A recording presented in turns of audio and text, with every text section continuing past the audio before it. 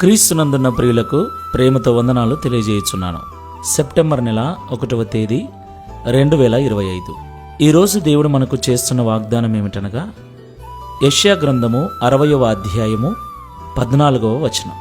నిన్ను బాధించిన వారి సంతానపు వారు నీ ఎదుటికి వచ్చి సాగిలపడెదరు. నిన్ను తృణీకరించిన వారందరూ వచ్చి నీ పాదముల మీద పడెదరు. ఆమేన్.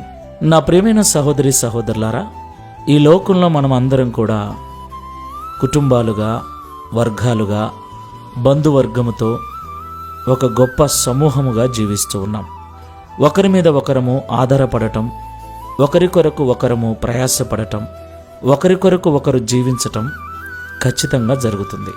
అయితే కుటుంబంలోనైనా, సంఘములోనైనా, ఆఫీసులోనైనా, మరొక చోట ఇతరులతో కలిసి పనిచేస్తున్నప్పుడు కానీ, ఇతరులతో కలిసి జీవిస్తున్నప్పుడు కానీ, పరిస్థితులు ఏవైనా సరే, స్థలము ఏదైనా సరే, మన యొక్క స్థితిగతులను బట్టి, మన యొక్క అజ్ఞానాన్ని బట్టి, మన యొక్క దీనమైన హీనమైన స్థితిని బట్టి, మన బలహీనతలను బట్టి, మన అనారోగ్య పరిస్థితిని బట్టి, మన ఆర్థికపరమైన ఇబ్బందిని బట్టి, రకరకాల కారణాలను బట్టి కొంతమంది లోకంలో మనల్ని తృణీకరిస్తూ ఉంటారు. తృణీకరించటం అంటే మనల్ని వెలివేయటం, మనల్ని త్రోసివేయటం, మనల్ని దూరం చేయటం, మనతో మాట్లాడకుండా ఉండటం, మనల్ని పరాయి వాళ్ళుగా చూడటం. ఇది ప్రతి ఒక్కరికి ఆయా సందర్భాలలో ఖచ్చితంగా సంభవించి ఉంటుంది. దేవుని పిల్లలమైన మనకు కూడా ఖచ్చితంగా ఇలాంటి అనుభవం ఎదురవుతూ ఉంటుంది. అయితే ప్రభువు అంటున్నాడు, ఎవరైతే ఈ లోకంలో నిన్ను తృణీకరించారో వారందరూ వచ్చి నీ పాదముల మీద పడతారు అని. దేవునికి మహిమ కలుగును గాక. మన యొక్క ప్రవర్తన దేవునికి ప్రీతికరమైనదైనప్పుడు, మనము దేవునికి లోబడి జీవించినప్పుడు, దేవునికి అనుగుణంగా దేవుని సన్నిధిలో మనము జీవించినప్పుడు, తృణీకరించిన వారు, శత్రువులు సైతం మనకు మిత్రులుగా మారి మన చెంతకు చేరుతారని ప్రభువు చెప్తున్నాడు. భయపడకు, బాధపడకు. దేవుని సన్నిధిలో మోకరించి ప్రార్థించు. నీ ప్రవర్తనను చెడగొట్టుకోకు, నీ పరిశుద్ధతను పాడు చేసుకోకు, నీ భక్తికి దూరం కావద్దు. మరింత భక్తి చేస్తూ, మరింత ప్రార్థన చేస్తూ, మరింత పరిశుద్ధత కలిగి ప్రభువులో నువ్వు స్థిరపరచబడు.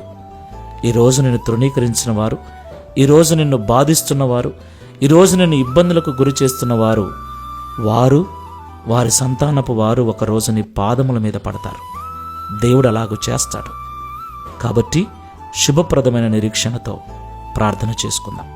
ప్రేమగల పరలోకపు తండ్రి, పరిశుద్ధుడా, మీకు వందనాలు చెల్లిస్తున్నాం. ఇంతవరకు మాతో మాట్లాడిన ప్రతి మాటను బట్టి స్తోత్రములు స్వామి. నిజమే, ఆయా సమయాలలో మేము ఇంట్లోనూ, సంఘంలోనూ, సమాజంలోనూ అయిన వారి వల్ల, కాని వారి వల్ల తృణీకరించబడుతున్నాం.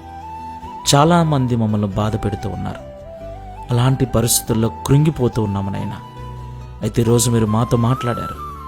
మీ ప్రవర్తన నాకు ప్రీతికరమైనప్పుడు, మీరు నాకు లోబడి నా మాటల ప్రకారంగా జీవించినప్పుడు, మిమ్మల్ని బాధించే వారితో పాటుగా వారి సంతానము కూడా మీ యొద్దకు వస్తారని, మీ ఎవరైతే తృణీకరిస్తున్నారో వారు మా పాదముల మీద పడతారని మాతో మాట్లాడినందుకు స్తోత్రాలు. ఈ ప్రార్థనలో ఏకీవిస్తున్న మేమందరము కూడా ఈ మాటల ద్వారా ఓదార్పు నొంది ఇక నుండి మా ప్రవర్తనను చక్కదిద్దుకొని నీకు లోబడి జీవించే మనసును అనుగ్రహించమని, తద్వారా ఈ దిన వాగ్దానమును మా అందరి జీవితం నెరవేర్చి మీ నామాన్ని మహిమపరచుకునమని, గడిచిన మాసం అంతయు కాపాడిన మీ కృపను ఈ సెప్టెంబర్ మాసం అంతా కూడా మాకు తోడుగా ఉండి నడిపించమని యేసు నామములో ప్రార్థిస్తున్నాము తండ్రి. Amen. Praise the Lord. God bless you.